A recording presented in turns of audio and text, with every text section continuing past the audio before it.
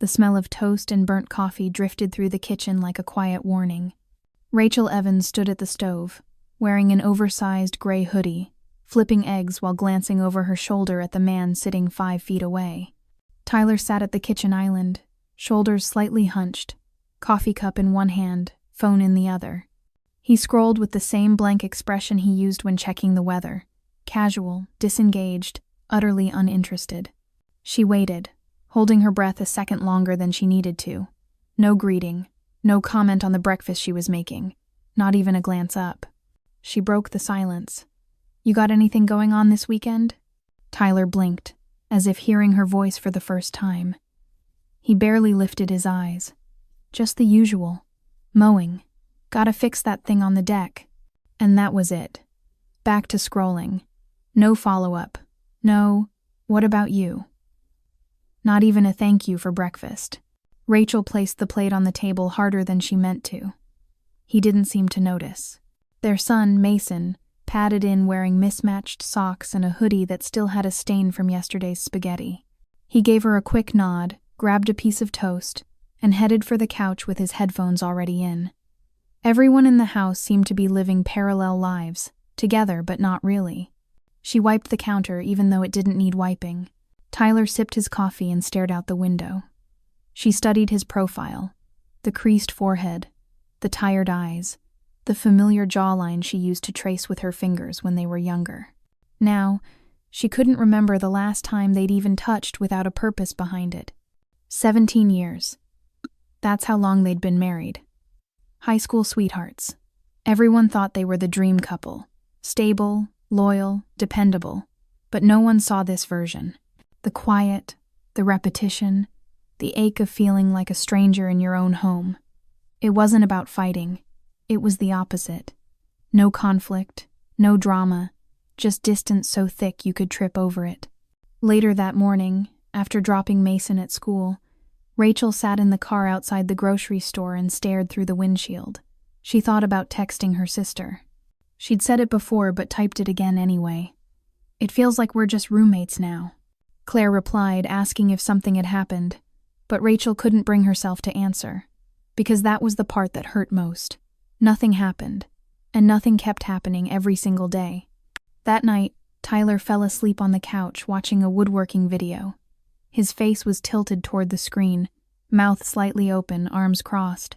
Rachel watched him for a moment. This man who used to leave her notes in her locker, who used to light up when she walked into a room. He still wore the sweatshirt she'd gotten him years ago. A part of her wanted to wake him up, say something real, but instead she picked up her phone and started scrolling. An hour later, she was reading reviews for a book that promised to help couples communicate again. People were raving about it, wives claiming it helped save their marriage. It seemed too good to be true, but she clicked "Buy now" anyway. When it arrived 2 days later, she left it next to his side of the bed without a word. That evening, he noticed it. "Is this for me?" She nodded. "I thought it might help us. Talk again." He gave a half nod, moved it to the nightstand. "I'll look at it." But he never opened it. Days passed, and it sat there like a paperweight, untouched and ignored. Rachel told herself not to take it personally, but she did. Of course she did. It wasn't about the book. It was about what the book represented. A tiny olive branch, a whispered please, and he didn't even glance at the first page. She started noticing things. The way he never asked her questions anymore. The way he gave short answers to hers. The way Mason responded to her in the same clipped tone Tyler did. And she wondered, was this her doing? Had she become so efficient, so busy making everything function, that there was no space left for warmth? She cooked. She scheduled appointments. She handled school projects and bills. She filled every crack of the day with usefulness, thinking that if she could hold the house together, the marriage would somehow follow. But it didn't. The more she did, the more Tyler seemed to pull away. She wondered if he even noticed how much she was carrying. Or worse, if he had just gotten used to it. A few nights later, Rachel made his lunch before bed and slipped a sticky note into the bag. It said, "Have a good day. Love you." She didn't expect a dramatic reaction. Just a smile, a glance, something. He never mentioned it. That evening, she found the note still folded neatly inside the napkin, unread. She sat on the edge of their bed, staring at the pale glow of her phone screen. No texts, no missed calls. She wasn't looking for attention from the outside world, but the quiet inside her home was louder than anything outside it. She started thinking about how many women probably lived like this. Not unhappy enough to leave. Not connected enough to stay fully present. Stuck in between. Managing a house, parenting a child, sharing a bed, but feeling like they were slowly becoming invisible in their own story. The worst part wasn't the silence. It was the way she had started accepting it. And yet, she still got up the next morning, made coffee, packed Mason's lunch, put away the laundry. She filled the house with motion, hoping it might stir something in him. But every time she spoke, he answered with fewer words. Every time she asked, he nodded without looking up. He wasn't angry. He wasn't mean. He just wasn't there. She once told herself she'd rather have a quiet man than one who yelled. But lately she wasn't so sure, because at least yelling meant someone still cared enough to react. That weekend, she brought up an idea about taking a short trip. Just the two of them, nothing big.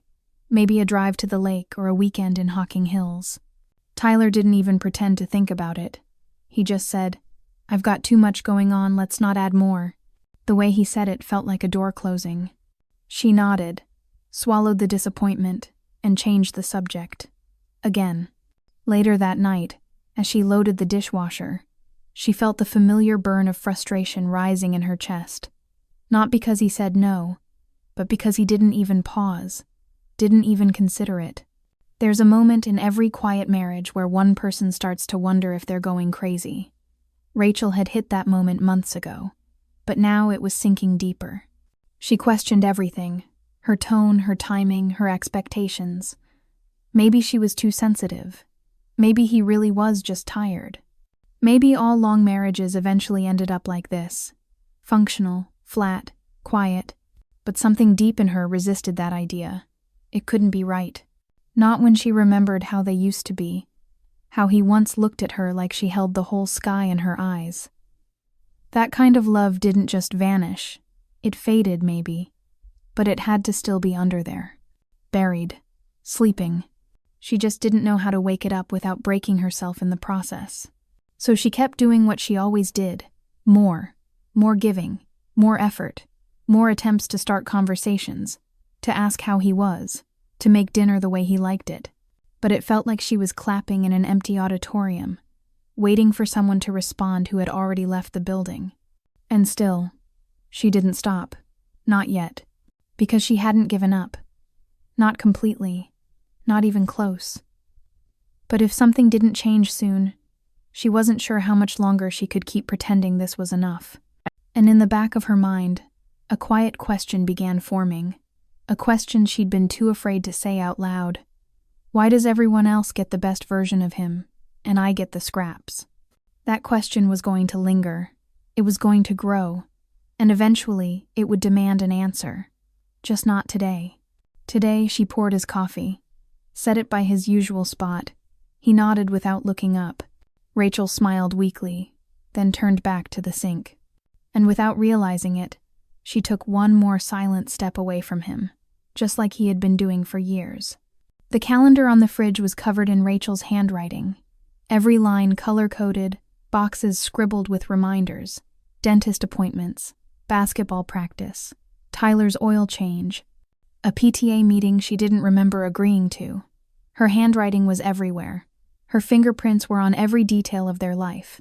And somehow, she still felt like a ghost moving through it.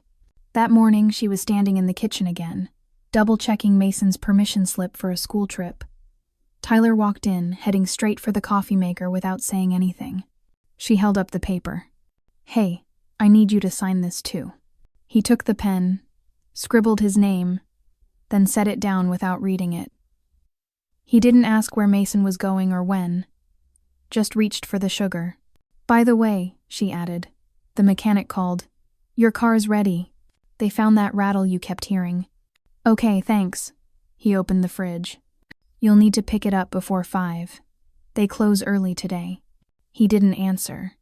just nodded while staring at the milk carton. She knew that look. He wasn't even absorbing what she said, just filtering her voice like background noise. She couldn't stop the sharpness in her tone. "Did you hear me? They close at 5. He looked up finally, mildly annoyed. "Yeah, I got it." Mason appeared in the hallway, backpack slung over one shoulder, already half out the door. "Wait, do you have your lunch?" Rachel called. "Yeah," he mumbled, not looking back. The door closed behind him before she could say anything else. Another morning. Another round of managing 3 lives while barely feeling like she had one of her own. Later that afternoon, she found the laundry still sitting in the dryer, where she'd asked Tyler to grab it the night before. She said it casually, not nagging, or at least she thought she hadn't. But like so many other things, it got buried under the weight of other stuff. She pulled out the clothes herself, folding his shirts with too much force, biting back the sting in her chest. She'd told him. She shouldn't have to remind him. But even if she did, would he listen? Rachel hadn't always been this resentful. She remembered a time when doing things for her family felt like love in motion. Cooking his favorite dinner, packing Mason's lunch with notes tucked inside, remembering which size socket wrench Tyler needed for the garage project he'd never finished. But now it all felt like debt collection. She kept giving, her time, her attention, her energy, and the balance never evened out. She couldn't remember the last time someone asked how she was doing. Not the version with the polite smile, the real answer. The one where she didn't have to say, "I'm fine." At dinner that night, the table was quiet except for the sound of forks clinking against ceramic. She'd made stir-fry from scratch, cut all the vegetables, even added the sesame oil Tyler liked. Neither of them commented. Mason was hunched over his plate, watching something on his phone despite the no screens at the table rule. "Can you put that away, please?" she said, not sharply, just firm. He rolled his eyes but obeyed. Tyler didn't say a word. Rachel looked at him. "You could back me up, you know." He glanced up, surprised. "I didn't want to start anything." "You not saying anything is what starts it." Mason froze. Rachel hadn't meant to snap, but it slipped out anyway. She felt her voice rising before she could stop it. "I do everything around here. The least either of you could do is show up for 5 minutes without me having to ask 10 times. Silence. Tyler looked at her like she'd just spoken in a language he didn't understand. Mason picked up his plate and stood without a word. "Where are you going?" she asked. "Homework," he muttered, disappearing down the hall. She stared at her half-eaten dinner, appetite gone. Tyler set his fork down and leaned back. "You know, it's not always about you being in charge of everything." That did it. She stood, pushed her chair back. "No, Tyler, it's not. But it feels like I'm the only one keeping this family from falling apart." He didn't respond. Just looked at her for a second, then started clearing the plates. Later that night, she sat in the car outside Mason's school after drop-off, hands still on the wheel, staring at nothing. Tears welled up and spilled quietly down her cheeks. She wasn't crying because of what he said. She was crying because she believed it. Because she was the one holding everything together, and it was wearing her down. "I do everything for them," she whispered to the empty car. And still, it never felt like enough. Back at home, she poured herself a second cup of coffee, reheated from the pot that had been sitting since 6:30 a.m. She sat on the couch with her laptop open and did what she swore she wouldn't do again. She Googled, "What to do when your husband is emotionally unavailable?" The results came flooding in. Articles with bullet points, advice columns, lists of things she already tried. Communicate, be patient, set boundaries, show appreciation, don't nag, be more affectionate. She wanted to throw the laptop. Hadn't she been all those things? She bit her tongue. She scheduled the dentist. She signed the field trip form. She picked up the slack every time someone dropped it. But no matter what she did, it felt like she was slowly fading into the background of her own life. A week later, she brought up the vacation again. Something simple. A weekend somewhere nearby, just the two of them. She framed it casually, tried not to make it sound like a test. "I thought it'd be nice to get out of town, even just for a day or two. We haven't done anything together in a while." Tyler didn't even hesitate. "I don't have time for stuff like that." That sentence stayed with her all day. Stuff like that. As if reconnecting with his wife was a hobby, an optional errand, another item on a list he never wanted to write. She didn't say anything, just nodded, but inside, she was reeling. That night, while brushing her teeth, she stared at her reflection for a long time. The woman looking back at her had faint lines around her mouth now, tired eyes, a soft sadness that didn't go away. She thought about the way Tyler used to look at her, not with fireworks, but with intention, with interest, with something alive behind his eyes. Now, it was like he'd turned into a wall, and she was the one chipping away at it with a spoon. But here's what Rachel didn't realize. Tyler wasn't blind to her exhaustion. He wasn't unaffected. He just didn't know how to respond anymore without feeling like he was going to be corrected, redirected, or told he wasn't doing something right. He had stopped trying, not because he didn't care, but because every attempt seemed to come with a hidden test. Did he say it the right way? Was it fast enough? Did he forget something again? So he shut down, not out of cruelty, out of defense. And Mason, he wasn't just a teenage boy retreating into screens and headphones. He was soaking up the silence, reading the tension. Kids don't always ask questions. They absorb answers in how their parents treat each other. And lately, Rachel's tone had shifted. Even when she wasn't speaking, her disappointment filled the room. No one talked about that part. How children mirror the emotional climate. How they feel what you won't say. How silence becomes their default, too. The next morning, Tyler left early for work. Mason grabbed breakfast on the go. Rachel was left in the quiet, listening to the hum of the refrigerator. She opened the dishwasher, started unloading plates, and for the first time in a long time, she said something out loud, just to herself. This can't be all there is. Not in a hopeless way, not even angry, just honest. A quiet realization that this cycle couldn't go on, that something would have to shift, that she would have to shift, but she didn't know how. Not yet. So for now, she put the dishes away, folded the towels, checked the school portal, and carried the weight, again. The sky was overcast that Saturday morning, the kind of gray that felt like it settled inside the house, too. Rachel moved through the kitchen slowly, letting the hum of the refrigerator and the click of the coffee maker fill the silence. She had been rehearsing what she needed to say all night.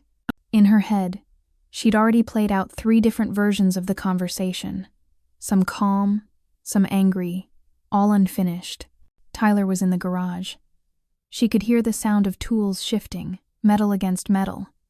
He was trying to fix the old cabinet she'd asked him to repair last month. It had been crooked for weeks. Just one more thing on a long list of things they never got around to.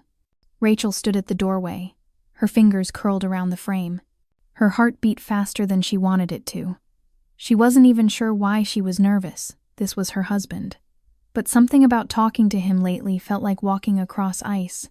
One wrong step, and everything cracked. She watched him for a moment. He had his head down, sleeves rolled, the same quiet focus he always brought to hands-on tasks. He didn't look up. "I think we need to talk," she said. He glanced at her briefly. "Yeah? What about?" She took a breath. "Us." "Hell." He sighed and turned back to the cabinet. "Now?" "Yes, now. It's been weeks. Months, really. We don't talk anymore, Tyler. You barely look at me half the time." He didn't say anything, just kept adjusting the hinge. She stepped in farther. "I'm serious. You come home, eat, fall asleep, and that's it. It's like I live with a ghost. Like you don't even care." He stood up slowly, wiping his hands on a rag. His eyes locked on hers, tired, distant. "You want to know why I don't talk?" he said, voice low. "Because every time I do, you find a way to twist it. You pick it apart. You make it about what I didn't say, or how I said it wrong."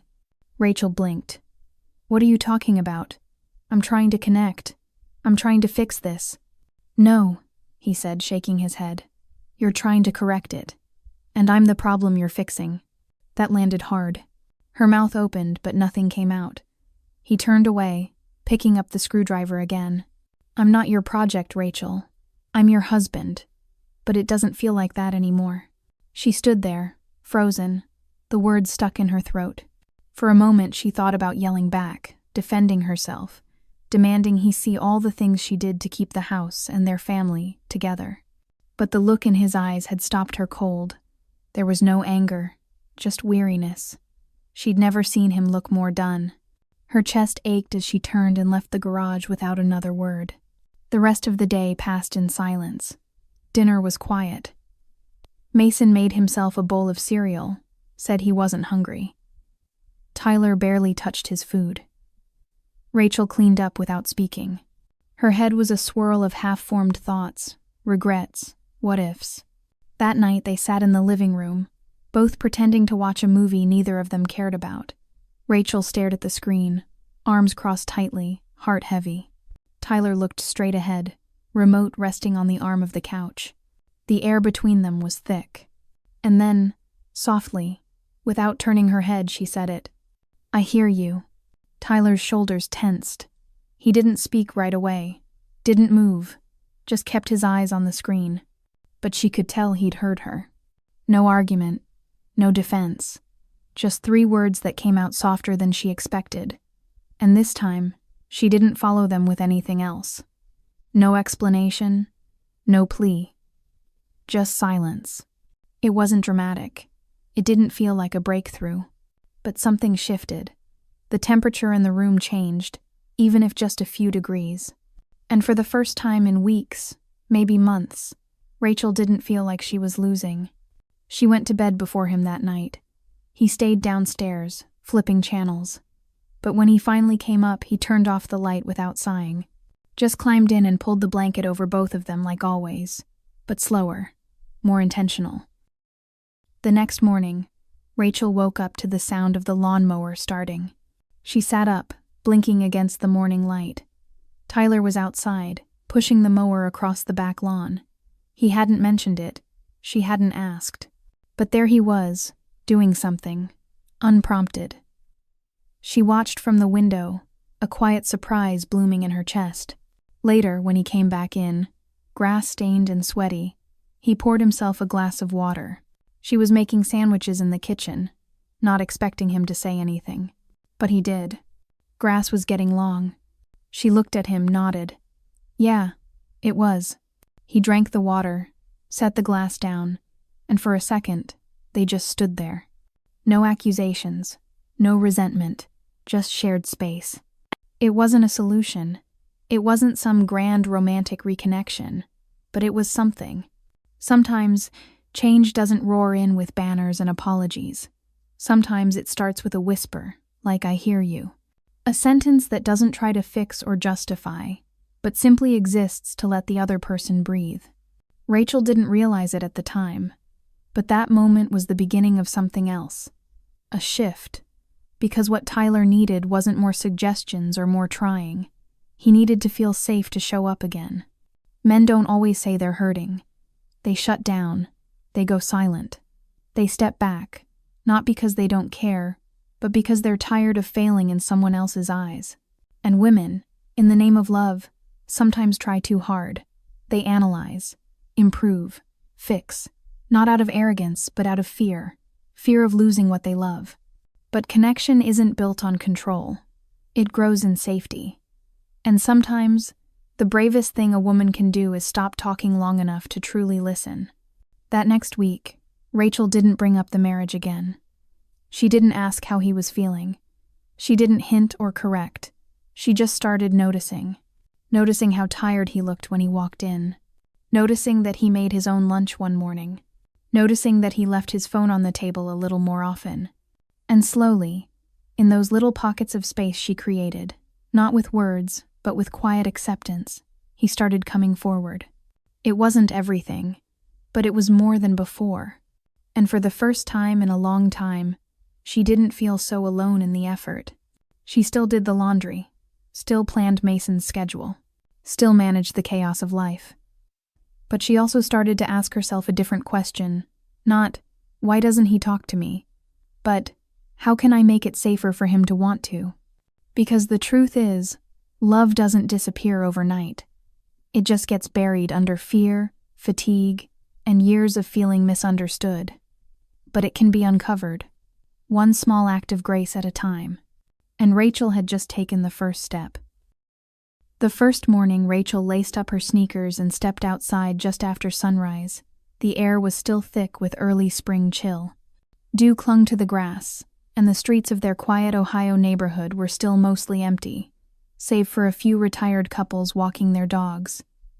She didn't tell anyone she was starting the walks. She just did. At first, it was 5 minutes around the block, then 10, then 20. Some days she listened to music.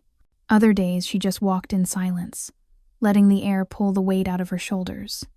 The stillness helped her think, not the frantic thinking she usually did, running through to-do lists or stewing over conversations. This was different. It was quieter. She started remembering who she was before life became so full of roles to play. Wife, mom, manager of the house. She remembered how she used to draw for hours when she was a teenager, sometimes losing whole afternoons in sketchbooks filled with faces and cityscapes. That week, she dug out an old box from the closet in the guest room. Her sketch pads were still there, along with half-dried pencils and a charcoal set she'd gotten for her birthday years ago. She sat at the dining room table, opened a clean page, and started drawing. It was clumsy at first. Her lines were shaky, but something inside her lit up again. Meanwhile, she noticed something else. Something small, but strange. The less she tried to fix everything, the more the air in the house seemed to relax. One morning, Tyler unloaded the dishwasher. He didn't do it often, and when he did, he usually stacked things in the wrong place. Normally, she'd say something, lightly but with that edge in her voice. But this time, she just watched. When he finished, she smiled. "Thanks for doing that." He looked surprised. "Sure," he said, shrugging like it was no big deal. But it felt like a big deal. Because for once, she let him do something his way, without correcting, adjusting, or silently judging. Later that week, Tyler mentioned he was thinking about selling the old Toyota parked in the driveway, the one that hadn't run right in years but that he'd been oddly sentimental about. "I think I'll put it on Craigslist this weekend," he said. The old version of Rachel would have asked a dozen questions. About timing, money, if he'd checked the market, whether they should get a second opinion. Instead, she paused and simply said, "I trust your judgment." Tyler blinked, taken aback. "Really?" "Yeah," she said. "It's your call." He nodded slowly. "All right, thanks." That one moment landed heavier than she expected. Not because it was a dramatic statement, but because she meant it, fully, and he could feel that. The next morning, Rachel came downstairs to find a fresh mug of coffee waiting for her on the counter. Tyler had made it. She didn't say anything at first, just stared at the steam curling from the mug. "I figured you'd want some," he said, not making eye contact, already flipping through the paper. Rachel picked it up, held it in both hands. "Thank you." She meant that too. Small things started happening, nothing flashy, but noticeable. Mason lingered a bit longer in the kitchen after school instead of heading straight to his room. One night, he made a sarcastic joke during dinner, and Rachel nearly choked on her water laughing. Tyler chuckled too. It was the first time in a long time that they'd all laughed at the same thing at the same time. The shift wasn't loud. It was almost invisible, but it was real. Then one evening, the storm hit. The weather had been flickering all day. Heavy clouds, that eerie calm that makes you pause. Around 7 p.m., just as Rachel was loading the dishwasher and Mason was scrolling through TikTok, the power went out. Everything went silent. No hum from the fridge, no dishwasher swishing, no television from the other room. Just rain tapping steadily against the windows and the sudden stillness of a house unpowered. Tyler found the flashlight in the junk drawer while Rachel lit a few candles from the living room. Mason groaned, said he had a paper due, then gave up and wandered back into the kitchen. "We're gonna die of boredom," he announced, holding up his dead phone like a badge of suffering. Rachel laughed. Well, we've got flashlights, popcorn, and board games. So basically, it's Itenzo by Zoshitsi. Tyler smirked. We'll survive. I'm Zell. They gathered in the living room, pulled out an old Monopoly set that hadn't seen daylight in years. Rachel lit more candles, and the three of them sat on the floor, half the game pieces missing, laughing when Mason tried to cheat his way through free parking. The storm raged outside, but the house felt warm. Rachel looked at Tyler as he mock-argued with Mason over a $500 rent charge. His face was relaxed, eyes bright in the candlelight. It was the same face she used to watch across coffee shop tables in college. She realized, sitting there with her legs folded under her and a blanket draped over her shoulders, that this was what she had wanted all along. Not big gestures, not fixed problems, just this, presence. Laughter, the feeling of being with each other. And none of it had come from a hard conversation or another plea. It had come from letting go. Letting go of managing, of micromanaging, of needing to be needed. She had simply backed off, not in apathy, but in faith. Faith that maybe Tyler didn't need her constant direction. Faith that maybe Mason would still feel close even without her orchestrating every moment. Faith that maybe she was still valuable, still loved, without having to earn it every second of the day. As the storm quieted and the candles burned lower, Rachel leaned back against the couch and closed her eyes for a second. The house had never felt more peaceful. And what struck her most was this. Tyler hadn't changed. Not really. He hadn't read a book or gone to therapy or had some awakening. He was still Tyler, still quiet, still forgetful sometimes, still unsure how to express things with words. But she had changed. She wasn't carrying the invisible clipboard anymore, tallying what he forgot, comparing how much she did versus how much he didn't. She'd put it down, just to see what would happen. And in that space, Tyler had stepped forward, not because she told him to, but because he finally could. Later that night, after the power came back and Mason went to bed, Rachel stood at the kitchen window looking out at the still wet lawn. Tyler walked in, scratching his head. "Thanks for tonight," he said quietly. "It was nice." She turned and nodded. "Yeah, it was." They didn't say anything else. They didn't have to. Because something unspoken had taken root. A kind of trust that wasn't built in lectures or long talks, but in quiet acceptance. In laughter over broken Monopoly pieces. In candlelight. In letting go. Control, Rachel realized, had always made her feel temporarily safe. But it left everyone else tense. And now, without it, the house felt easier. Lighter. Less perfect, maybe. But more real. The next morning, she stepped out for her walk again. The sky was clearing, birds waking up. As her sneakers hit the pavement, she felt her breath settle into rhythm. For the first time in a long time, she wasn't trying to outrun disappointment. She was just walking. And the smallest shift inside her was beginning to feel like a whole new life. The idea came to Rachel on a Thursday morning when she was checking the fridge, not really looking for anything. The week had been calm, in the way that only small internal shifts could make it. Not perfect, not dramatic, just different. Tyler had remembered to take out the trash without her asking. He'd even offered to pick up Mason from practice after work, which he hadn't done in a while. She didn't overthink it. Didn't interpret it as a sign of everything magically healing. But it was nice. And nice, after everything, felt like a win. That morning she texted Mason to see if he wanted anything special for dinner. He said no, just something normal, whatever that meant. But when she glanced down at the freezer and saw the package of steak, Tyler's favorite cut, the kind he rarely bought for himself anymore, she felt something light up inside her. Not obligation, not guilt, but desire. She decided to surprise him, not to earn points, not to prove anything, just because she wanted to do something kind, freely, without expectation. She pulled out the cast iron skillet, thawed the meat, roasted potatoes the way he liked, crispy, with rosemary and garlic.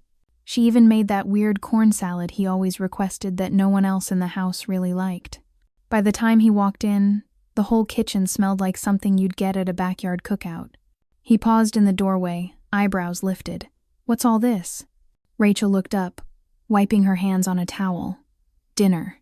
He set down his bag, still looking a little suspicious, but curious. "What's the occasion?" "No occasion," she said, shrugging. "Just felt like it." Tyler smiled. Slow, real. The kind that stretched across his face before he even knew it was happening. "Well, I'm not complaining." They ate at the table. Mason joined, dropped his phone into a drawer without being asked, and dove into his plate like it was a feast. Halfway through the meal, Tyler leaned back and let out a long breath. "Man, work's been brutal this month." Rachel looked at him, not with questions, just with attention. "Everything okay?" she asked gently. He nodded, chewing slowly. "Yeah, just budget cuts. People are walking on eggshells. It's been hard to focus." It was the first time he'd mentioned work in weeks, maybe longer. And something in his voice, low, vulnerable, reminded her of the guy who used to talk about his dreams and screw-ups and frustrations like they were just part of life, not things to hide. "I'm sorry it's been tough," she said, simply. "That sounds exhausting." He looked at her, and for a beat, neither of them filled the silence. Then, like some invisible string had been tugged, Tyler laughed, a sudden breathy sound. "You remember that client I told you about, back in 2019? The one who thought Wi-Fi could get stuck in the walls?" Rachel blinked, then burst out laughing. "Oh my God, yes, the one who wrapped her modem in tinfoil?" Tyler grinned. She thought it was protecting her cat. Mason looked up. "Wait, what?" They told him the story, the ridiculous details, the way Tyler had tried to be polite while she insisted the internet was giving her vertigo. Rachel laughed so hard her eyes watered. It was spontaneous, unexpected, and it felt like being pulled into a memory that belonged only to them. Later, Mason cleared his plate and said, almost casually, "Hey, could we do that weekend hike again, like we used to? I don't know, maybe next Sunday?" Rachel's heart skipped. Not just because he wanted time together, but because he asked, unprompted, like it had come from him. She nodded. "Yeah, that sounds good." That night, after the dishes were done and Mason disappeared to his room, Rachel stepped outside to the back porch with her coffee. The sky had that soft, dusky hue, painted in purples and fading gold. The kind of sky you could breathe with. She sat down, legs tucked under her, and for once there was nothing pulling at her. No urge to check the calendar. No temptation to replay conversations. No invisible scoreboard. Just stillness. She took a slow sip of coffee, letting it warm her hands. The porch light buzzed softly behind her. Somewhere in the distance, a dog barked. But inside her, peace.